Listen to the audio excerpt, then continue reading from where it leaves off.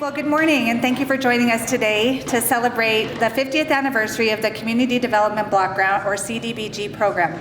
My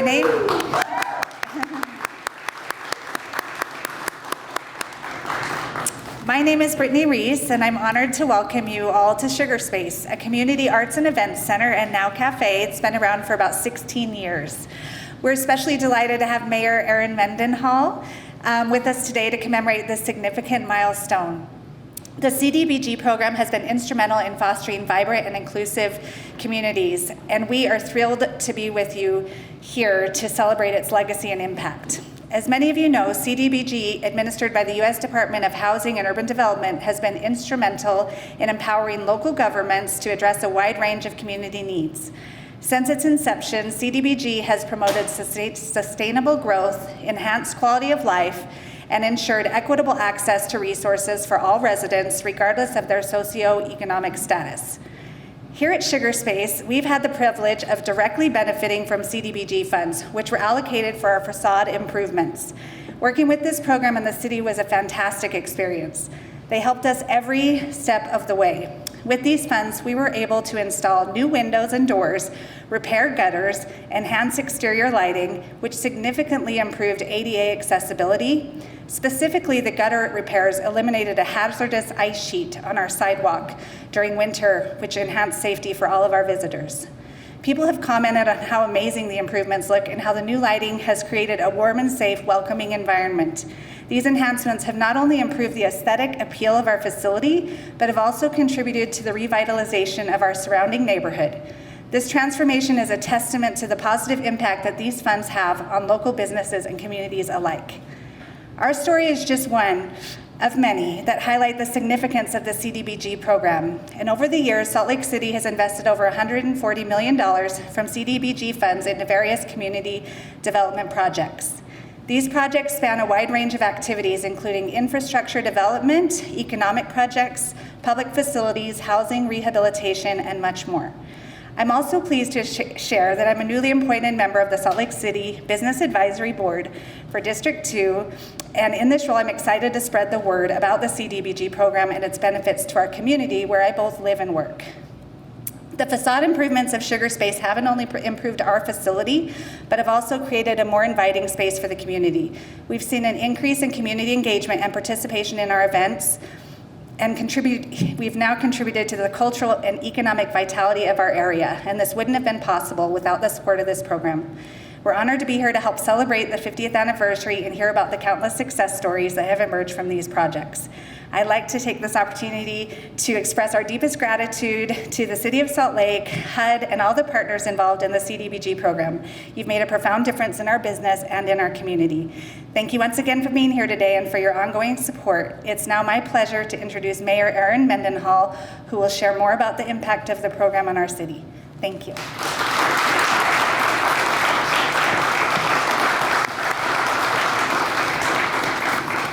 Thank you, Brittany. Thank you. Where did you go? Thank you for building community. I have been in this space for fundraisers, Cinco de Mayo festivals, concerts, nonprofit meetings, and it has evolved and grown with our community, and it has never been more beautiful and welcoming. And I'm just grateful that you've persisted for 16 years. And now you're going to get a whole bunch of more neighbors to buy coffee here in the next couple of months. I have never been to a nerdier press event. To all of you government nerds who celebrate 50 years of a federal program, onward.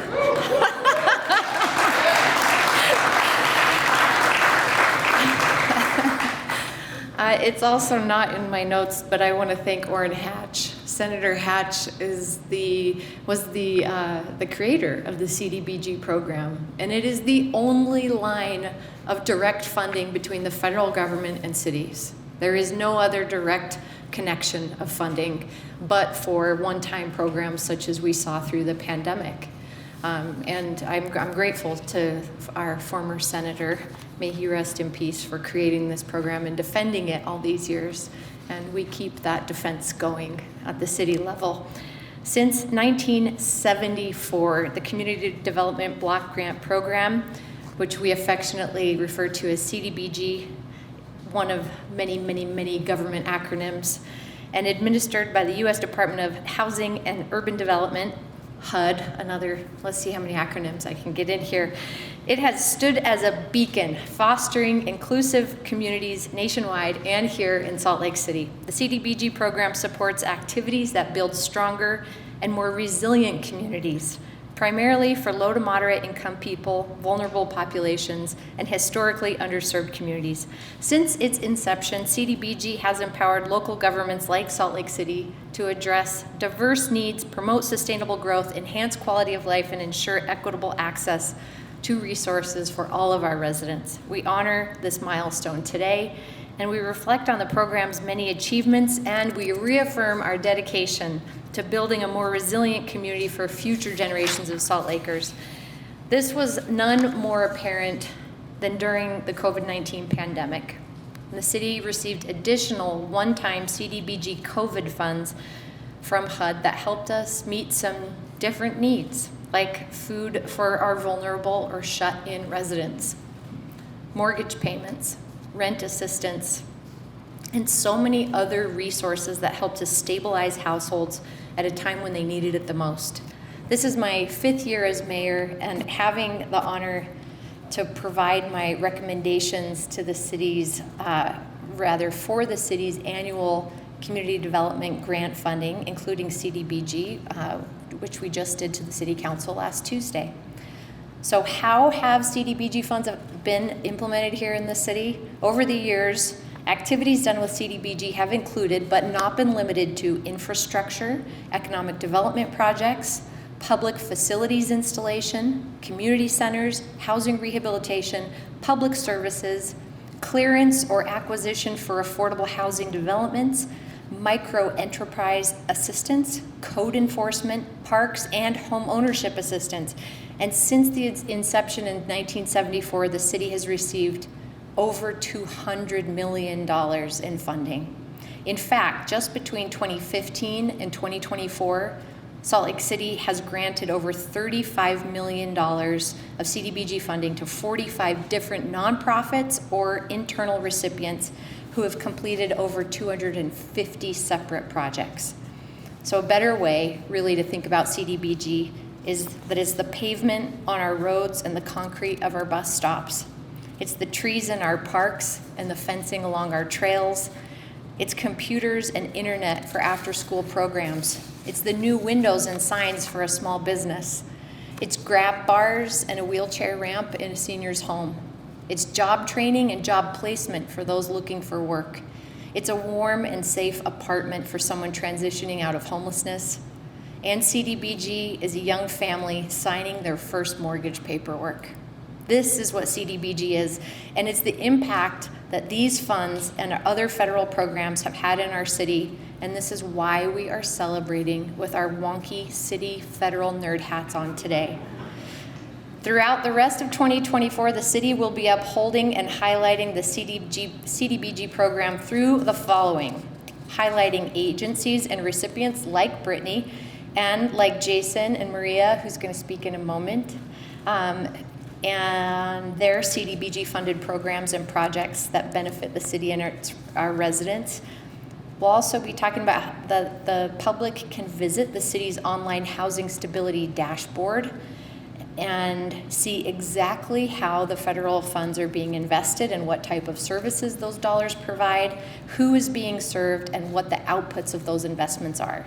In fact, we want the public to know that applications are being accepted right now for the city's handyman and home repairs program. Raise your hand, handyman and home repairs. There's one of many, or a few. Noah. He could come and fix some broken things in our seniors' houses if they're income qualified. 100% he'll do it. Also in the Neighborhood Business Improvement Program, which we refer to as the Facade Improvement Program. Raise your hands here. Woo-hoo! The beautiful signage and lighting and paint that we see here, also at Culture Coffee that we visited a couple of weeks ago. So many different small businesses have benefited from the facade improvement program.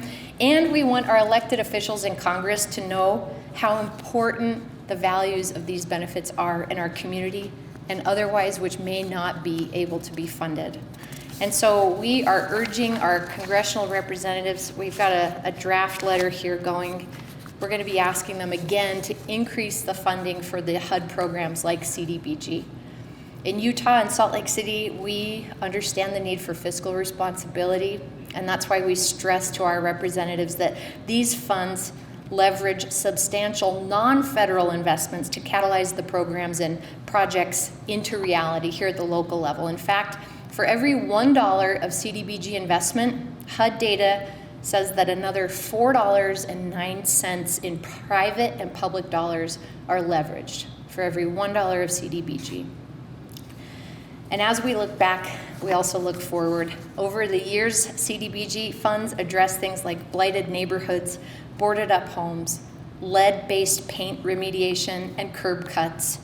And more recently, homelessness, affordable housing, access to transportation, behavioral health services, and community resiliency. I see our friend Sean McMillan here, who's been a CDBG recipient with First Step House, doing amazing work growing alongside our community needs. Thank you. So I will wrap up by also saying one more nerdy bit. This launches our 5-year consolidated plan for CDBG. So if you want to know what we want to invest in and how applicants will be sort of graded against that rubric, we'll be launching that 2025 through 2029 plan coming up. And that's the framework through which we make the decisions. It's my honor to proclaim 2024 as the year to honor the 50th anniversary of the CDBG program, and I have a very fancy proclamation here that I'm going to give to someone. I'm not sure who yet. I guess somebody might know. All right, thank you for listening to my long speech. As a city nerd, I love the CDBG program. I love the residents who help us, the CDCIP board, who take the applications, of which there are always many more dollars of requests than we have the money to do, and grade it according to that rubric, and our own city team who then takes that information and also helps them through the process. And this year, my recommendations to our city council, who you'll hear from Councilmember Alejandro Poy in just a moment, reflect the requests of the CDCIP board. I'm grateful for their volunteering. So if any of you want to wear yet another hat and you're a resident in the city, you can volunteer for the CDCIP board. Thanks for coming out, and I'll turn the time over to Councilmember Poy.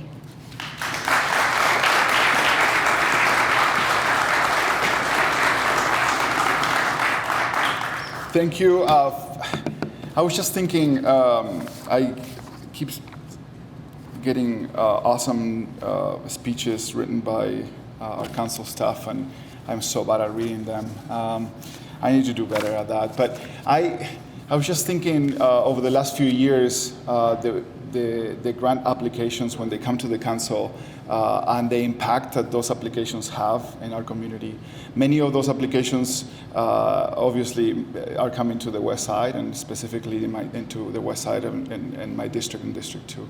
And I want you to think about these applications beyond the concrete, beyond the dirt, beyond the rusted front windows.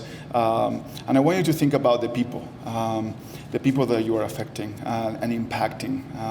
And this impact has faces and has smiles. And you are making it happen.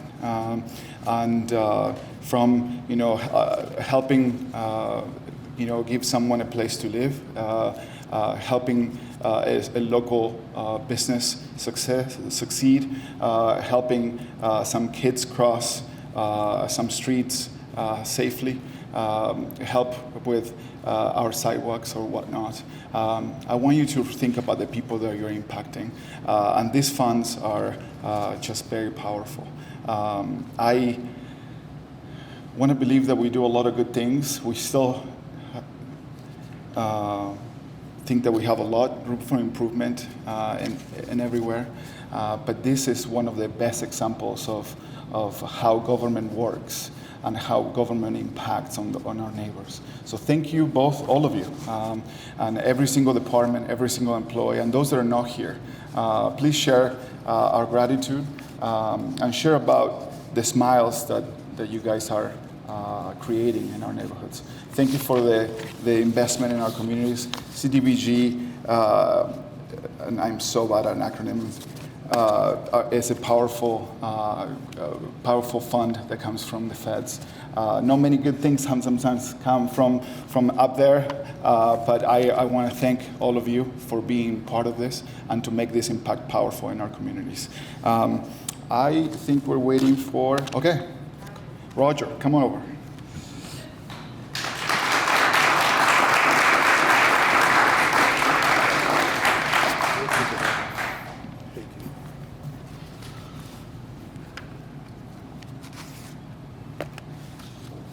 Believe it, I'm Roger Borgnick. I was the executive director of ASSIST, the Community Design Center, for 30 years. But believe it or not, I remember when CDBG was founded.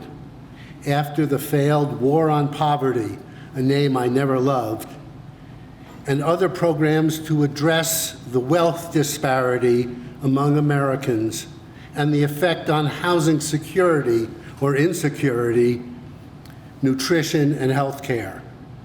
I am saddened by the lack of progress, in fact, the worsening of income equality here in the US of A.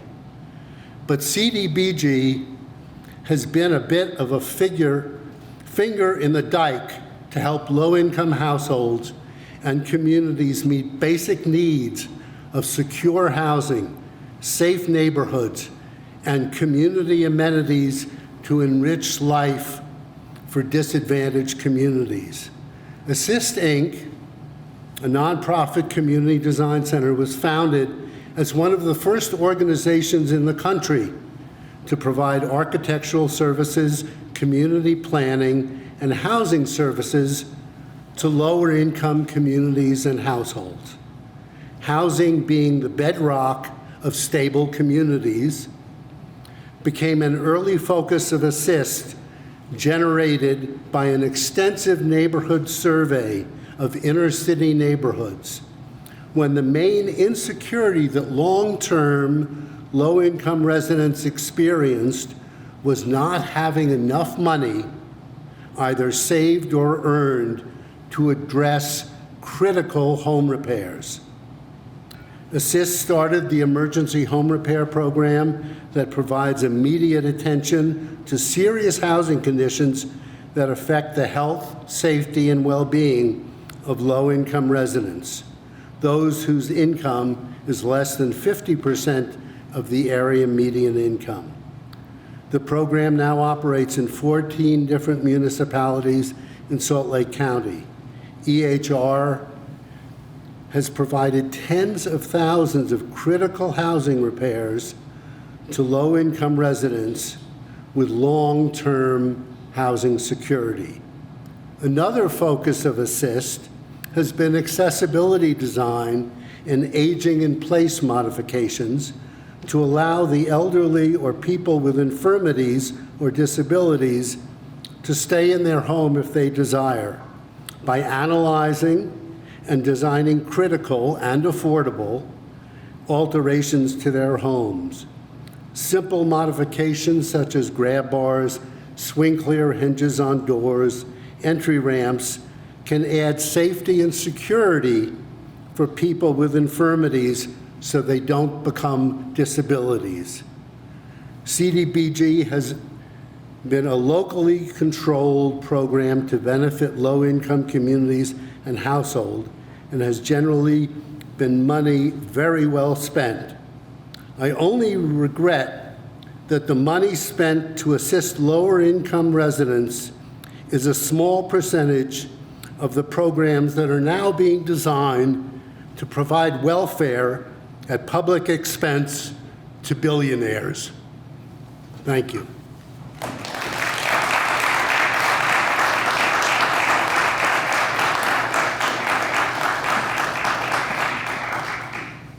Maria Garcia is from NeighborWorks. Thanks for joining.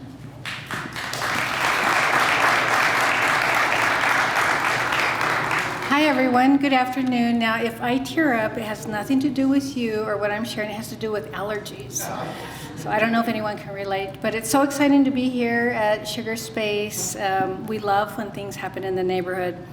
So today marks a significant milestone as we celebrate 50 years of government community development block grants. NeighborWorks Salt Lake was established in 1977 to combat redlining and revitalize neighborhoods in transition. And CDBG grants have been instrumental in empowering local organizations like NeighborWorks and Assist, good to see you, Roger, to make a positive impact in our communities.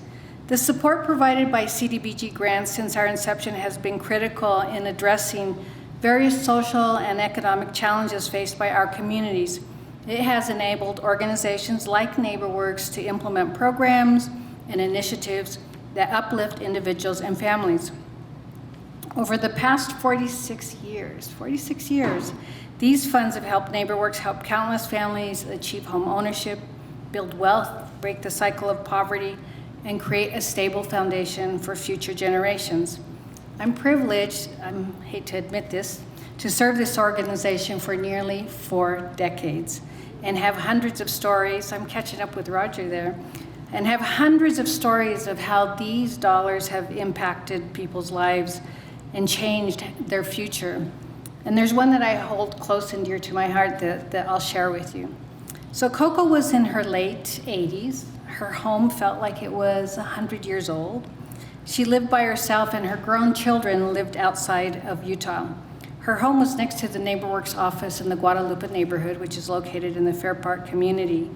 Because she had no family in Utah, staff would check in on her on a daily basis. In the summer, her small brick home would reach 100 degrees, and in the winter, in the low 50s.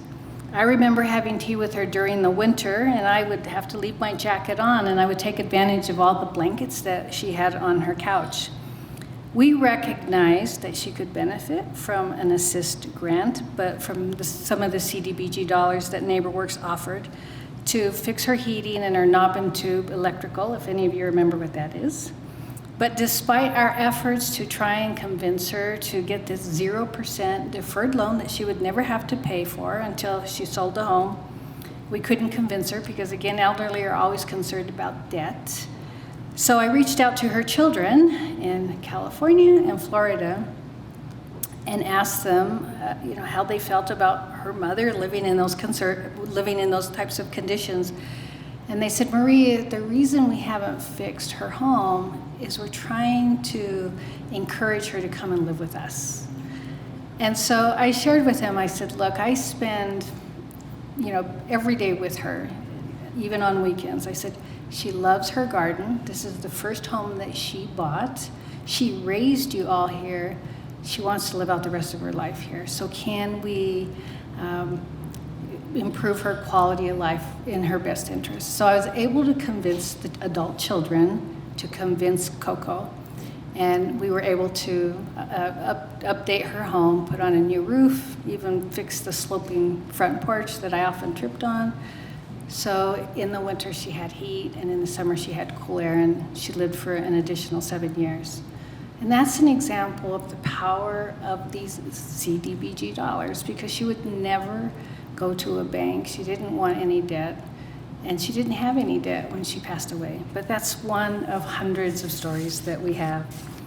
Because of CDBG funding, NeighborWorks has built 174 homes, rehabilitated 111 homes, and provided nearly 900 CDBG loans or grants for a community investment of over $160 million. For every $1 invested in NeighborWorks, we're able to leverage that by $173. So if any of you want to give me $1 before you leave, we'll take that and invest it for another, we'll leverage it for another $173. So on behalf of the communities that NeighborWorks serves, I want to express our sincere gratitude to Salt Lake City and the other municipalities we work with for their continued support of CDBG grants. And what I will say about Salt Lake City and their willingness to work with organizations like ours as they have led the way and opened doors for us to work in other communities. It took us about 20 years to get into West Valley, to get into Sandy, to get into Mid-Val, but those doors were open, and it's because of the leadership with the team that you have, Mayor, so I appreciate that. So let's celebrate the legacy of CDBG and the profound differences they have made in changing people's lives and building communities. Thank you.